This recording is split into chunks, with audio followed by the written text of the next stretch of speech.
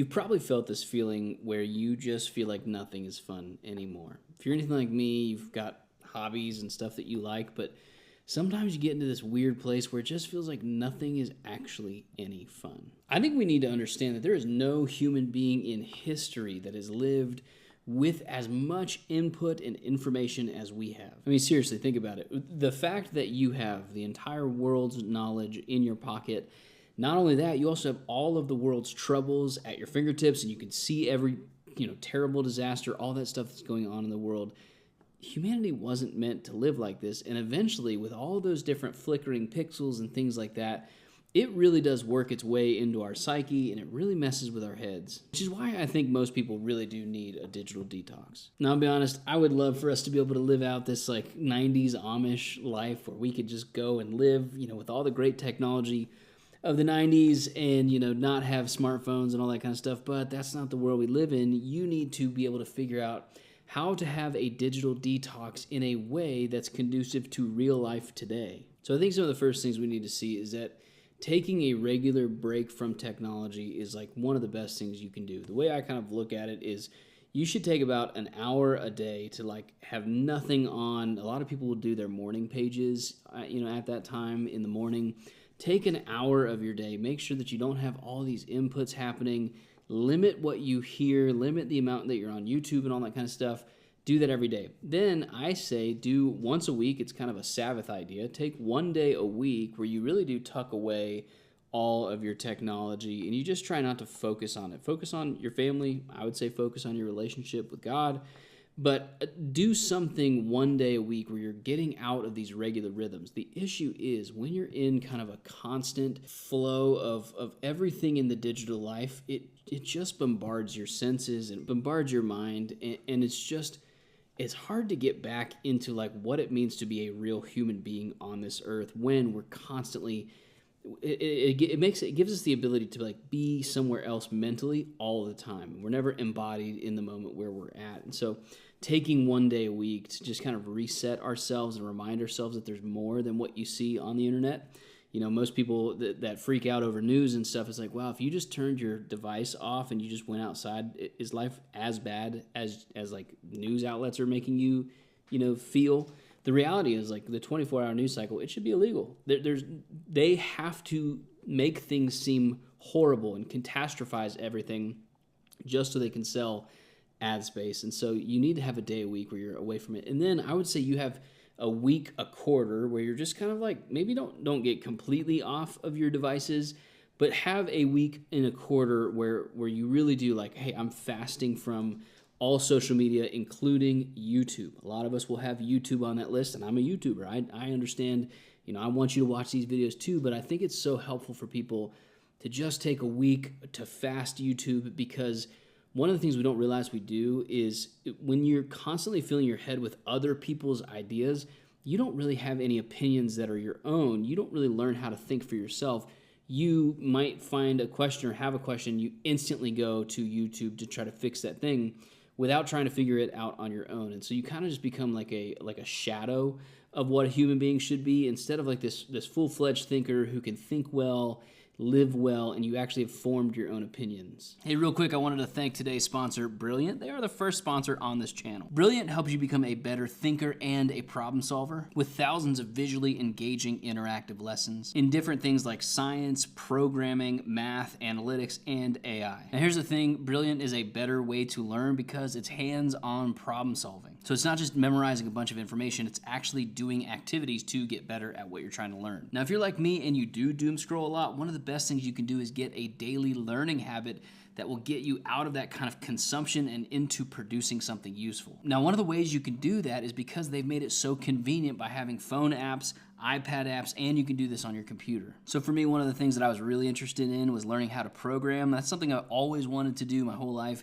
and I never found a really easy, convenient way to do it. Well, while I'm sitting in the car line waiting for my kids to get out, I can learn programming now. And I'm just getting started, so I'm just learning the basics, but it is so helpful to have this tool. So go ahead and click the link in the description, or you can scan the QR code that's on the screen. And if you do that, they're giving you a 20% off of their annual subscription. It's a wonderful deal. I think you should get it. So if you want to stop doom scrolling and you want to be a better person in the process, go ahead and check out Brilliant. Thank you again for sponsoring today's video. Let's jump back into it. So taking that week a quarter, I think, is incredibly helpful. So I want to get into, when you're doing those times where you've put your devices away, whether it's the hour in your day or the day in your week or the week in your quarter, what's the stuff that you really should do to help yourself reset and get away from your devices? Well, the first thing I think you need to do is this. I have a really awesome little crappy Casio watch. Me and my son actually got the same exact one. I think, Apple Watches and smartwatches and all these different trackers, they're cool, but do they give you like unneeded anxiety over stuff, like over sleep? And so you look at your sleep score all the time. And you're like, oh my gosh, I didn't get enough sleep. I didn't eat enough, or I haven't moved enough. Those things are helpful. But I can't remember what doctor it was. One of the YouTube doctors. He's like, just go exercise, eat well, and sleep well, and you're gonna know you're doing okay. I do agree that what gets measured, gets managed, and so I totally agree with that. But just as a general rule, maybe for that hour a day, or for that day a week, or for that week for the quarter, it would be helpful to have something like just a little crappy watch that you don't need to worry about getting messed up. It can just be a simple analog thing in your life to help you tell the time. Now, the next tip actually does involve technology, and so I want to show you what I have done. Is I've taken my phone and you can set it to a color so that it doesn't have the same type of constant, when things are very, very colorful, it makes you want to use them, which is totally fine. But when you want to set your phone down, it's helpful to put it on a different color. Also, this is really helpful because when you're reading at night, like right now, I'm reading through the Dune series of books, and when you have a red light on your phone, it doesn't wake you up with all the blue light. Now, the way you do that on iPhone is you go into accessibility right here, go into display and text size. When you go down, you'll see a thing called color filters. Turn that on, and then you can pick from, a lot of people will do grayscale. That way their phone, while they're using it, it's just a gray, nothingness. And I think that's fine during the day, but I actually really like having the color tint, and I pick, the red color on mine so that it doesn't wake me up at night. That's a trick. I talk about that all the time on my tech channel, but I like to have my phone on that all the time because then I'm not constantly drawn to my phone. Now, the next thing you can do is get yourself some really good books. For me, I always have books on me, whether it's on a Kindle, I talk to you like I like the Kindle on my phone, but I love something about physical books. When you are reading a physical book, there's something about it. Holding it in your hand, getting to flip through the pages, it feels incredible. Having that spatial awareness with a book is huge. And so here's what I recommend for most people when they're, what books do I read? I always pick this. I always have one book that's going to be a spiritual kind of thing to help me. Renovation of the Heart is by Dallas Willard. It's just such a good spiritual development book. So I always have a spiritual book with me, like something I'm trying to grow in my relationship with God. Then I always have a fiction book because I absolutely love good fantasy and good fiction. And so I am right now reading Frank Herbert, the Dune series, as I said. I end up buying, this is a bad thing about me. I always end up buying the physical book. If I love the book, then I'll also get the audio book, and I end up sometimes buying the digital book, and so I spend way too much money. So having a good fiction book, a good spiritual nonfiction book, and then also having a really good biography. This is about Teddy Roosevelt. I love Teddy Roosevelt in his younger years because he was just a very troubled kid and was just tough as nails. And so having this, it really helps me. And I always typically like having a person of the past, specifically when it comes to digital detoxing, because I like to go back to a time before there was all this technology and realizing how much stuff people got done. It is absolutely crazy how much more people got done when they didn't have Instagram and TikTok and YouTube and all that, and all they had was just like a pocket notebook in their pocket.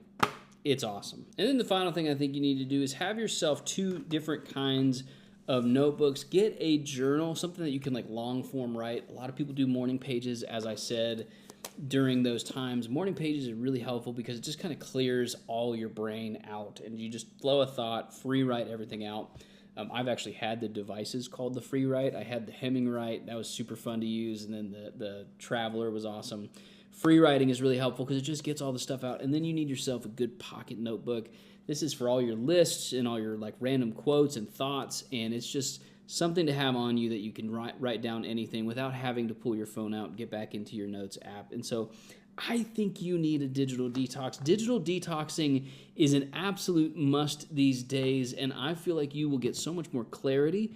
I feel like you'll get a lot more purpose because it just kind of, it's cool because it just clears our mind of all the input that other people have, gives us a real sense of purpose and a real sense of momentum and clarity. So I highly recommend you do that. And like I said, while I wish we could go back and live this like weird Amish, like 90s Amish kind of thing, that's not real life. Real life is you using the technology that you have well with real intention, and sometimes that looks like having a digital detox. So let me know what you think about this video in the comments below. Tell me if you're planning on doing a digital detox or if you have what you've learned in the process. Like this video if you found it helpful. Sub to the channel.